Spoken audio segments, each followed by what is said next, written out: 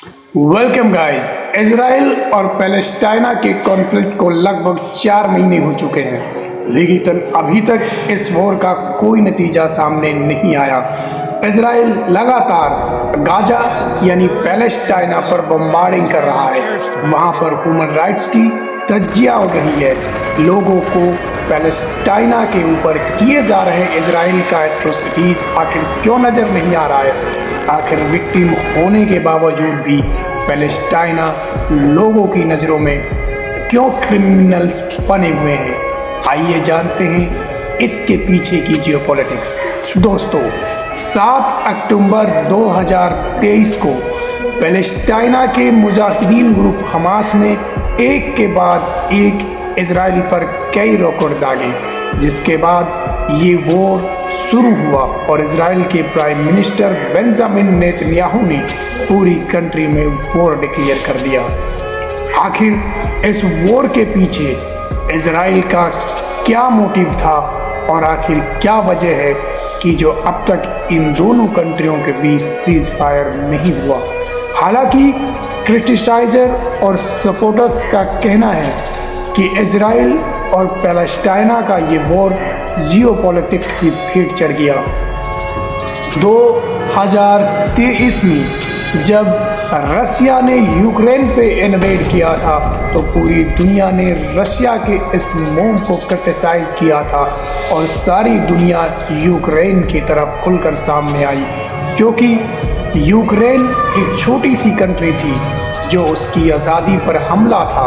सारी दुनिया को नज़र आ रहा था कि यूक्रेन के लोग सफर्स कर रहे हैं, इसीलिए उन्होंने रशिया को खुलेआम क्रिटिसाइज किया। लेकिन आज जब इजराइल पैलेस्टीनियन लोगों का जेनोसाइड कर रहा है तो दुनिया को आखिर उनका दर्द क्यों नज़र नहीं आ रहा है? हॉस्पिटल्स में बच्चों को असेसिनेट किया जा रहा है, औरतों को रैप किया जाता है, वुमेन टीजिंग का शिकार हो रही है, उनका सेक्सुअल हैरेसमेंट हो रहा है, मेडिकल फैसिलिटीज ना के बराबर है, फूड और वाटर्स इनकी भारी किल्लत है, लेकिन फिर भी वहाँ कोई पब्लिक एड नहीं पहुँच पा रही है। ICJ यानी international court of justice south Africa ने सीज फायर का फैसला तो नहीं दिया, लेकिन उन्होंने ये कहा कि पैलेस्टाइना में लोगों को ऐड की ज़रूरत है, इसीलिए इजराइल को चाहिए कि वो अपनी शक्तियों का उपयोग दायरे में रहकर करे। लेकिन उसके बावजूद भी इजराइल पर इसका कोई असर नहीं पड़ा। आखिर क्यों इजराइल इन चीज़ों को सीरियसली नहीं ले रहा है? क्या पूरी दुनिया इजराइल की सपोर्टर बनी हुई है? क्या आखिर पैलेस्टाइना ने ऐसी कौन सी गलती कर दी जिसके लिए पूरी दुनिया आज उनके अगेंस्ट खड़ी है? क्या इसके पीछे क्या है पैलेस्टाइना के लोगों का ये क्राइम है कि उन्होंने वही मांगा जो उनका था? क्या अपनी ज़मीन वापस लेना कोई क्राइम है, या फिर इसके पीछे कुछ कंट्रीज अपने जियोपॉलिटिक्स के जरिए अपने हितों को साधने की कोशिश कर रही है?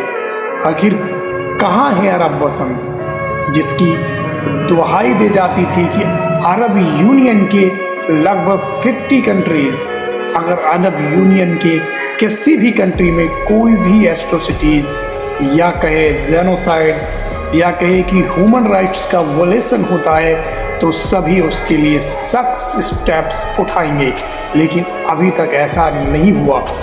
आखिर इसके पीछे क्या वजह है कि पैलेस्टाइना आज एक खुली जेल में तब्दील हो चुका है?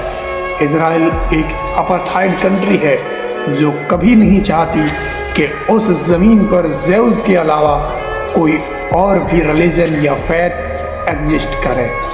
इसके पीछे सबसे बड़ा उन लोगों का योगदान रहा जो ये चाहते थे कि ऐसे क्राइम्स फिर कभी ना हो, लेकिन हाथ पे हाथ रखकर और ज़बान पर लगाम रखकर बैठे हैं।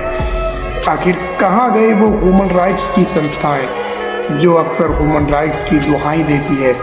आखिर खुलेआम अमेरिकन कंपनीज वेपन्स इसराइल को बेच रही है। 185 मिलियन डॉलर्स के वेपन्स इसराइल ने पिछले लास्ट ईयर में अमेरिका से बाई किए हैं। आखिर अमेरिका इस युद्ध की आड़ में अपने वेपन्स को बेच रहा है या फिर अरब वतन इसी पावरफुल यानी सुपर पावर के दबाव में मूक बनकर इस सब का तमाशा देख रहे हैं। बुआ अजीज की असैसिनेशन के बाद अरब वसंत में एक चिंगारी उठी थी कि डेमोक्रेटिक एक ऐसा रास्ता है जो पूरे अरब वसंत के लोगों की लाइफ की सिक्योरिटी देगा, लेकिन अभी तक वो लाइफ की सिक्योरिटी जो बुआजीज के लिए उठे थे वो आखिर पैलेस्टाइना के लिए क्यों नहीं उठे? आखिर सऊदी अरब और इजराइल जैसी कंट्री और साथ ही ईरान जैसे देश इस मुद्दे पर खुलकर सामने क्यों नहीं आए? आखिर अभी तक वो सीज फायर क्यों नहीं करा पाए? आखिर क्या है इसके बीच की वजह? ये सब सभी को दिख रहा है, लेकिन कोई कहना नहीं चाहता। हम और आप भले ही कुछ ना कर पाए, लेकिन हमें क्रिटिसाइज करना चाहिए और लोगों को से पैलेस्टाइना के लिए मदद की अपील करनी चाहिए और उनके दुख दर्द में उनका साथ देना चाहिए। Thank you.